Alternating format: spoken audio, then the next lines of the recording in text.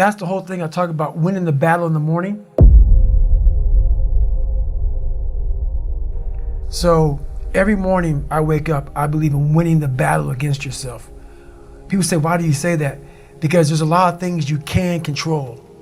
When you wake up, I talk about making your bed. Make your bed, make sure your house is clean, make sure you get your breakfast, make sure you shower, shave, whatever you're doing, control that. Don't hit the snooze button. All these things are very important. That's been told a lot of times. Why don't you hit the snooze button? Because you wake up already failing. You're already behind the power curve. So what happens when you hit the snooze button? You may not make your bed. You may not do your hair the way you want it. You may not pick the right clothes out in the morning time. And I go back to this real quick. Remember how you had a job interview for a job? We've had several of them in our lives. What did you do the night before that job, weeks before the job interview, when you knew you had it? You prepared you had a bowl out for your oatmeal, your cereal, whatever you had in the morning time. Your coffee cup was out. Your clothes were laid out. You studied, you rehearsed, you were ready. You brought your best self. You were going to war with yourself because you wanted that interviewer to see your best self. You won. You got the job. After a few months in that job, you look around, I got the job. You start to back off. The clothes aren't out. You're not ready. You're hitting the snooze button. You don't get up on time anymore. You realize that you can still have this job and not be your best self. The interview you is gone. Your job is gone. You have your job, but the interview you is gone. So winning the battle in the morning time is just that. It's that you wake up in the morning time and you own all this stuff, because once you leave your house, the world then gets at you. So I used to coach a lot of people. I don't coach anybody now. Got it, but you used to coach. I used to coach them. Okay. So what it was, my first question was, okay, what are you willing to give up? What are you willing to sacrifice? What are you willing to forgo? Because a lot of people, like this guy came in one time, I was a trainer, and he goes, man, I can stop doing anything but my frappuccinos. I go, leave. Because I'm looking for that person like me. People, it's hard for people to understand how I lost 106 pounds in less than 3 months.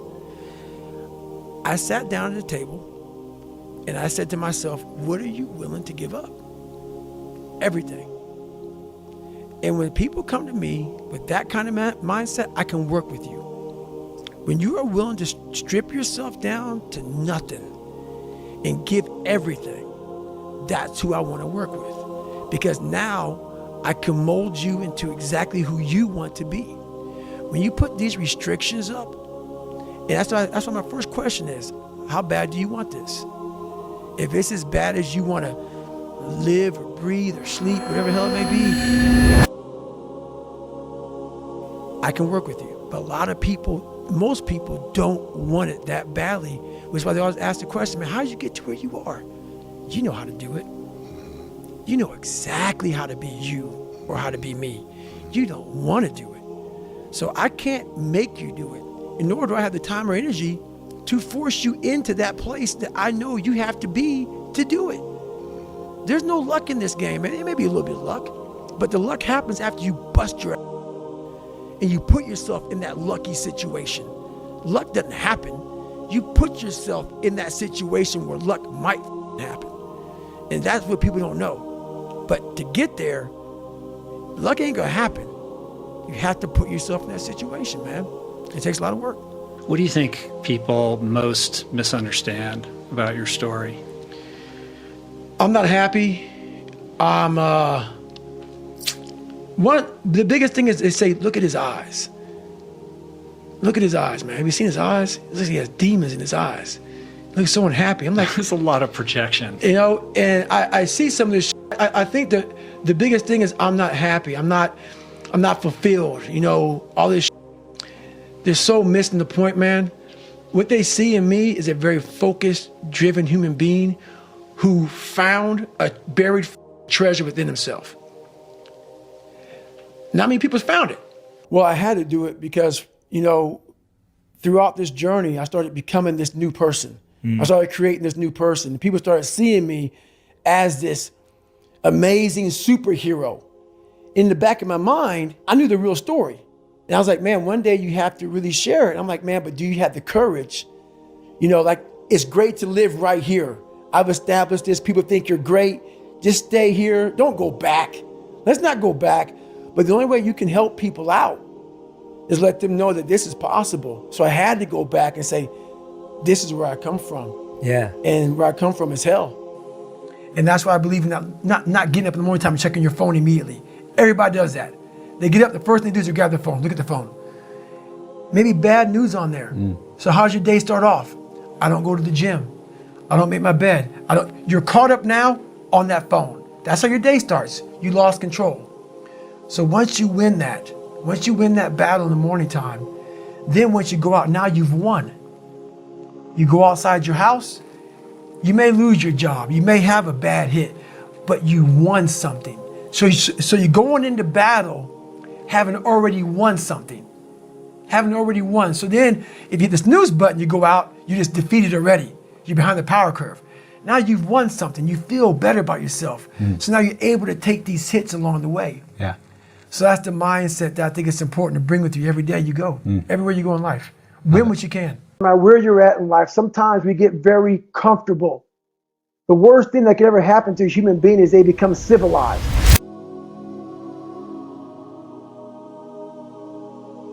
You know, we forget on how we got to where we're at today.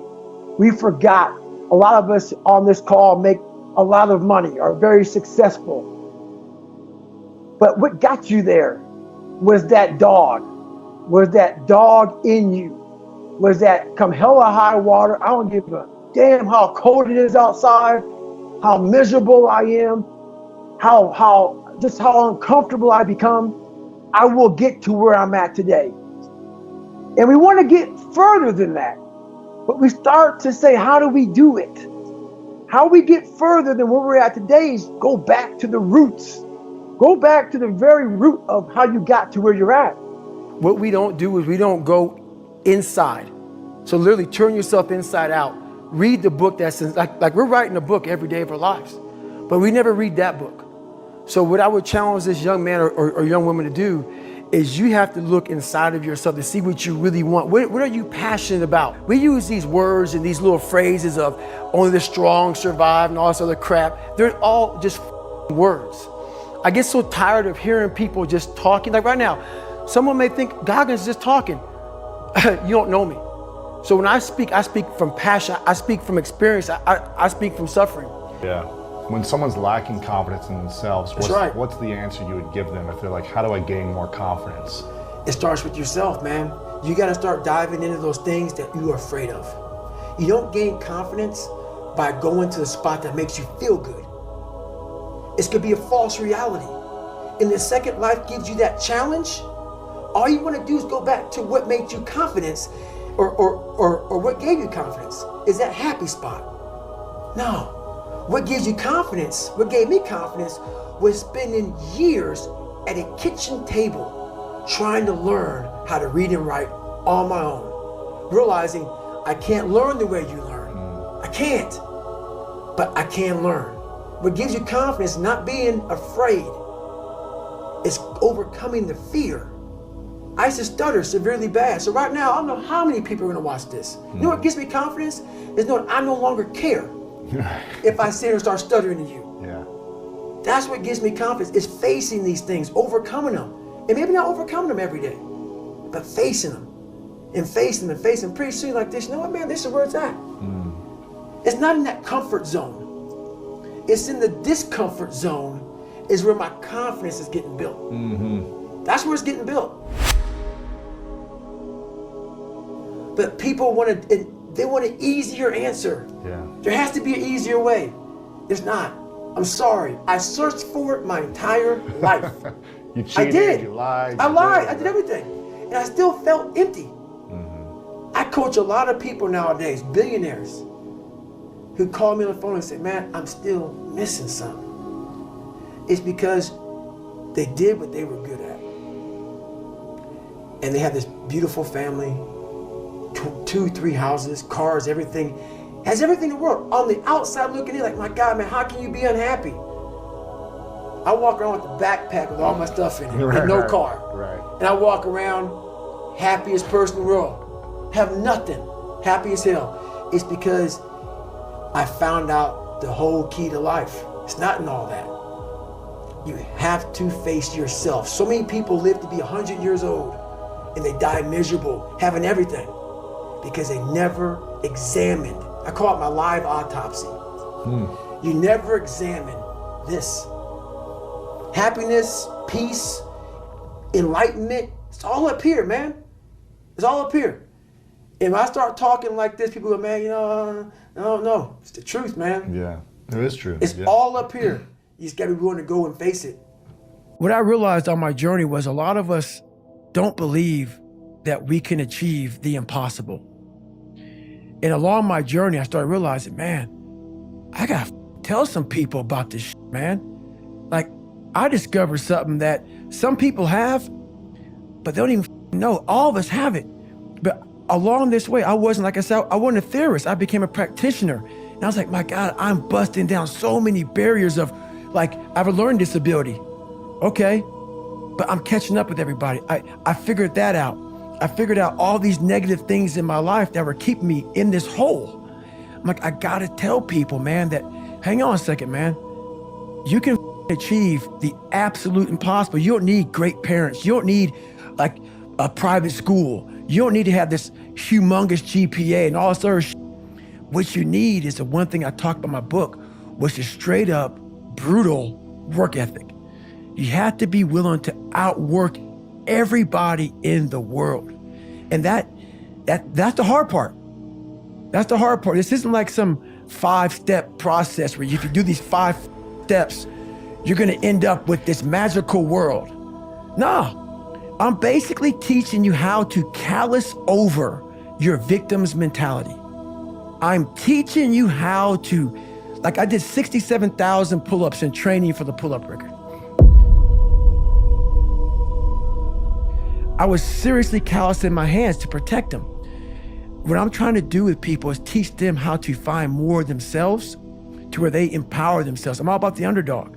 And that's where and you realize through hard work, you can outwork anybody, no matter how bad they are. But that's the part people don't want to dive into. When you really sit back at your life and you are in that dark room and you're looking at where you started from, and you tell yourself, God, dog, man, my mom is this way. My soon-to-be stepdad got murdered. My dad beat the shit out of me. I can't read and write to save my soul. I've lied about it to everybody. I've cheated on all these tests. My God, man. And then you put a goal in your mind. How are you gonna feel, man, when you accomplish this goal coming from the hell you came from? A lot of people start from a good starting point. They have a good foundation. What if you can surpass all of these? What if everybody who was way up here started up here, and you started with no legs. You had to grow legs to even start walking, and then crawling, and then running, and then you start passing people with all this given to them. I had to use all this negative that was making me weak and horrible as a person. I had to use this as the power that now fueled me. I had to flip it on its head and say, hold up. This might be exactly what I need. The darkness is exactly what I need. It's how you look at your situation. And I was looking at it all f***ed up.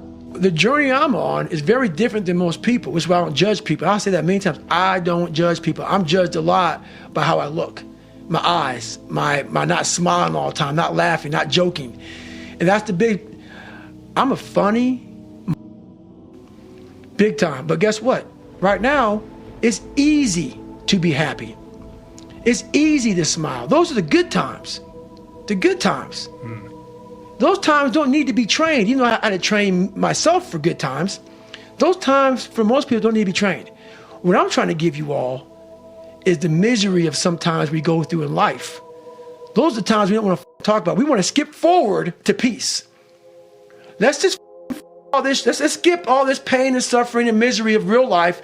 Let's cover it over, nice big blanket, and let's find peace. No, sorry, it's not possible. You gotta go into that hellhole of life that you have, you up, and fix it. And that's what I'm here to do. You got to go to war with yourself before there's peace. That's what I say in the That's book. what you say in the book. You must go to war with yourself before you find peace. So I'm trying to give you tools on how to do that. And I'm not considering smile and be happy about it. It's a hard journey. It's a real journey. It's a journey that's going to take you way outside of being comfortable. You'll be very, very uncomfortable doing it. When you look in the mirror, that's the one person you can't lie to. So every morning I would shave my head thinking, God, I'll reflect back on some of the lies I may have told somebody or some of the ways I acted that I didn't feel comfortable doing. And I did it to impress other normal people. The key word there is normal, everyday people. I was trying to make other people like me. How pathetic is that? So this mirror would always tell me, my reflection would say, God, you are a pathetic man. How does that feel every day to be this way? So I would just start having myself accountable. How did I attack today? How did I attack yesterday? And if I didn't do something I was proud of, I'd write down a sticky note and I would fix it. What is possible for a human being? You don't need to have a great family. You don't need to be smart. If you have work ethic and you are willing to outwork the beside you, you can do absolutely whatever you want in life. And that is my biggest treasure that I have is what I have up here in my brain. What I've found out, what I learned through this journey, man, it's not for sale. It took too much grind, man. It took too much grit to develop this mind and to have this power I have now. I'm not a theorist. I don't read a book about how a mother used his mind. I'm a practitioner. I put myself in hell repeatedly, like a sword. How you make it? You put in the fire, you beat the shit out of it. And that's what I did in my mind, man. So that's what I take the most pride of right there. Reminder that if you want to be exceptional, you're going to be different from everyone else. That's what makes you exceptional. You can't fit in and also be exceptional. Both have discomfort. When you fit in, you have internal conflict because you're not being 100% you. When you're exceptional, you have external conflict because everyone sees you as different. Pick one. When your friends start to say, you've changed, remember it's because they don't know how to say, you've grown. So much depends on reputation. Reputation is the cornerstone of power. Through reputation alone, you can intimidate and win. Once it slips, however, you are vulnerable and will be attacked on all sides. Never let others define it for you. Success is a strange thing. Presumably we want success because we think a more successful life will bring us more happiness, meaning, and fulfillment. Here's the problem. We sacrifice the thing we want, happiness, for the thing which is supposed to get it, success. Failure can make you miserable, but I'm not sure success will make you happy. One of the most common traits amongst the high performers, mostly the men, they are electing to put themselves through hard things very frequently. Successful people see opportunity in every failure. Normal people see failure in every opportunity. Both are right, only one gets rich. Stop taking things so seriously. No one is getting out of this game alive, literally. In 3 generations, no one will even remember your name.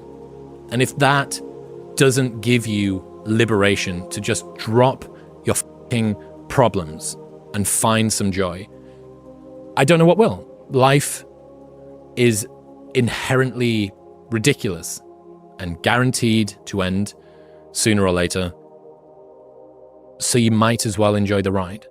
The bar for excellence has never been so low. Most of your competition quits after the first sign of difficulty because they've never known what hard feels like. If it's hard for you, it's hard for everyone. And most people avoid hard things, which is why you can beat most people by just trying. The fastest growth periods are often the most miserable. If you want progress, get used to pain. The worst thing that's ever happened to you is the worst thing that's ever happened to you.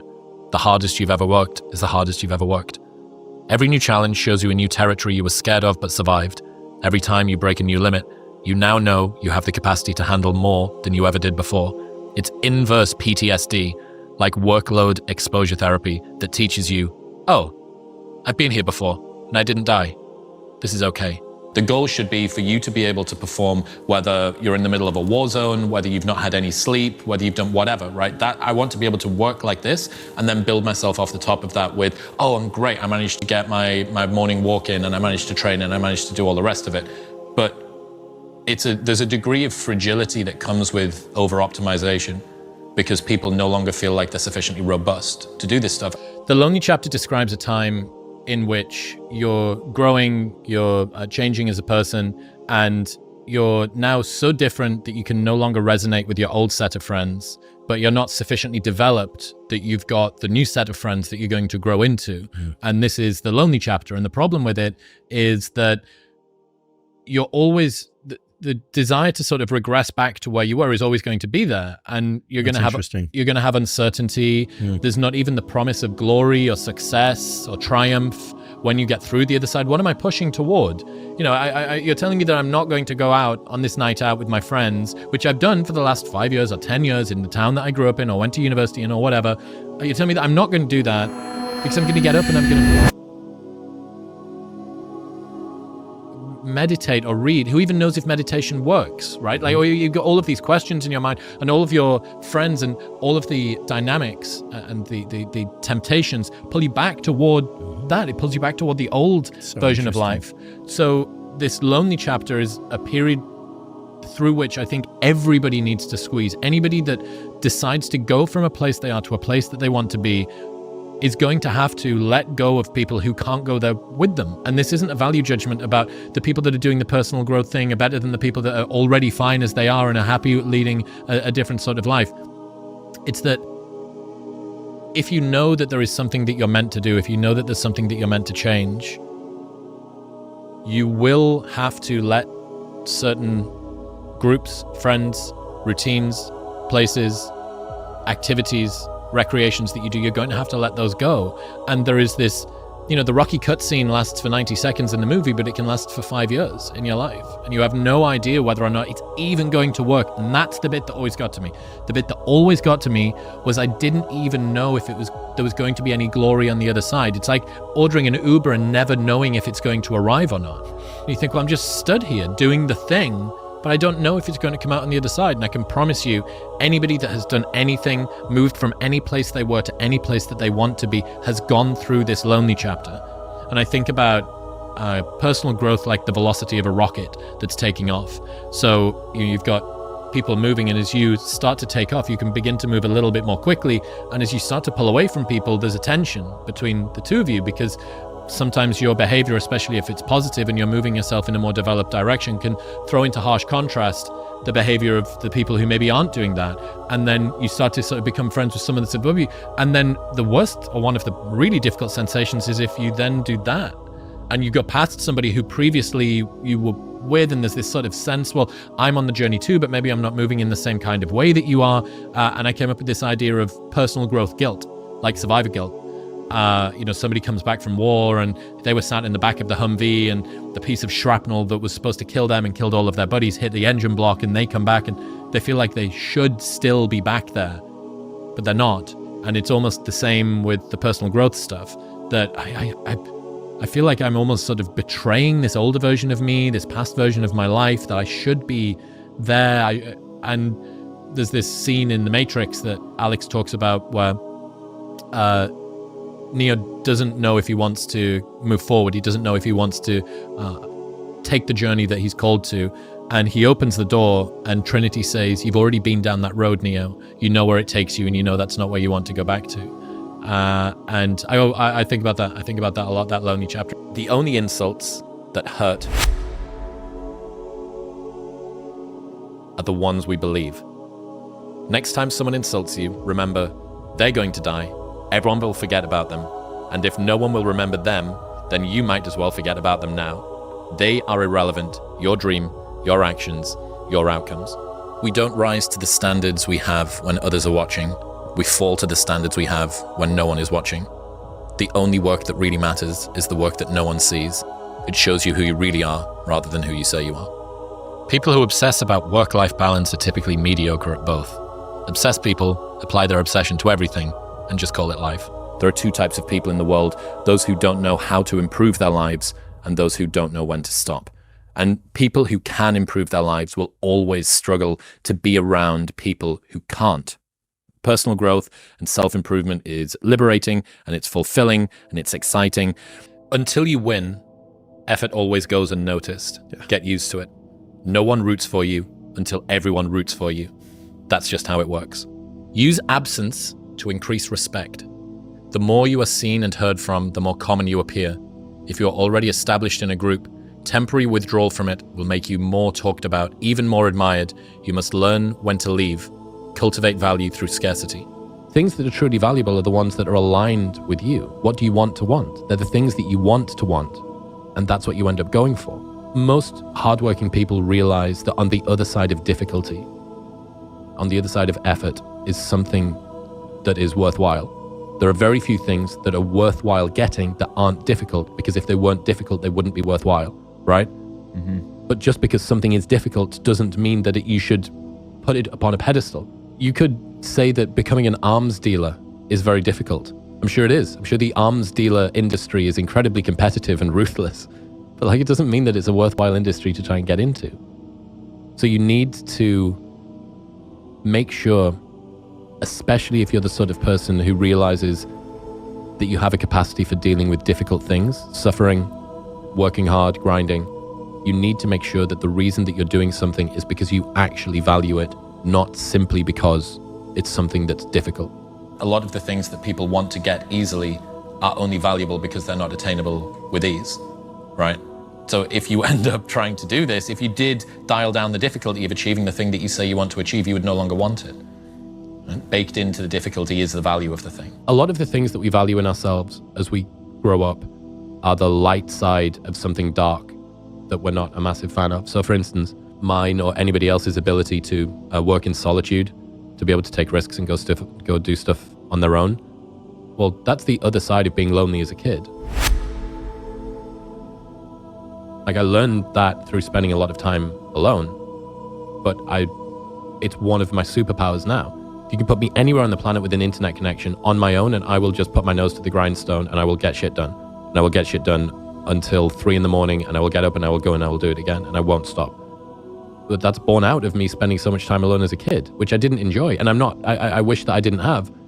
But if the price that I have to pay for the skills that I admire in myself today were the pains that I had to go through previously, I'd happily pay that price again. Lazy people don't know how to start. Weak people don't know how to finish. Successful people don't know how to stop. People demand success, but refuse to work weekends. People want opportunity, but won't talk to strangers. People claim ambition, but sleep in every day. We are the result of our actions, not our aspirations. Everything changed for me when I realized that we're not meant to feel excited and perfect all the time. I started accepting that where I am right now is where I'm genuinely meant to be. Tough days are all a part of the process. Lean into them. Bad days are also part of a very good and meaningful life. So on my toughest days, I think about getting through one more day, one more workout, one more rep. What do I think is productive that isn't? Calls, Slack and WhatsApp. Yeah. Staying in on weekends, sitting at my desk when I'm not working. What is productive that I don't realize? Dinners with new people, attending events, travel, reading. Personal observation. You get absolutely better returns at the top ends of achievement because oftentimes assets pool to the winners. The problem is, to achieve the highest levels, you have to give up proportional amounts of the things you hoped the achievements would get you. There comes a time when the hard work you have to do is learning that you can't work any harder any longer, and that you have to change what got you here to what will get you to where you want to go. You can work to get anything you want, but you have to sacrifice the other things you want to keep it, and that's sometimes harder than the work. You cannot wish for a strong character and an easy life. Each is the price of the other. What if what you're going through isn't hard? What if you're just sensitive? You want to do this because you think that it's good for you, because you believe that it's good for you, because you care about yourself. They want to have good outcomes from the things that they do in life.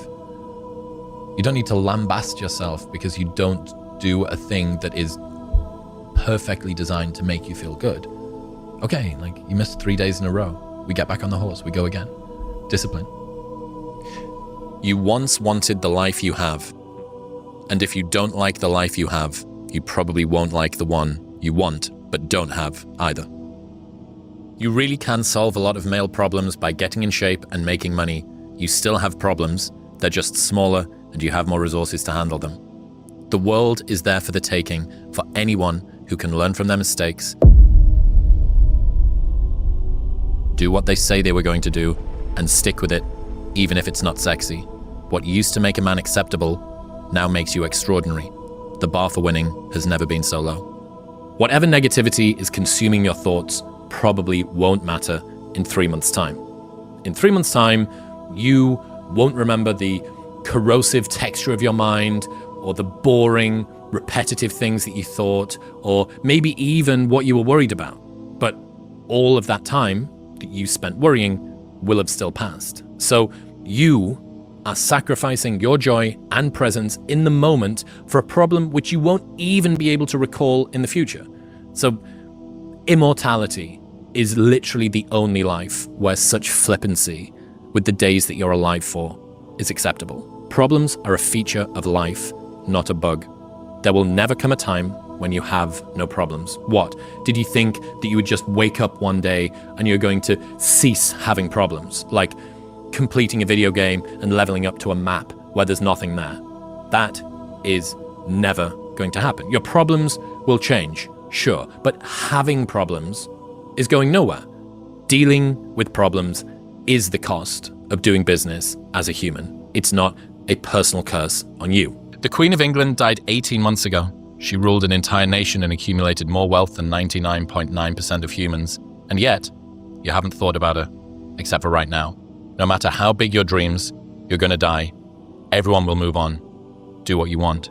It sucks to not be liked, but it sucks more to not be yourself. You're going to lose sleep. You'll doubt whether it'll work. You'll stress to make ends meet. You won't finish your to-do list. You'll wonder whether you made the right call and have no way to know for years. This is what hard feels like, and that's okay.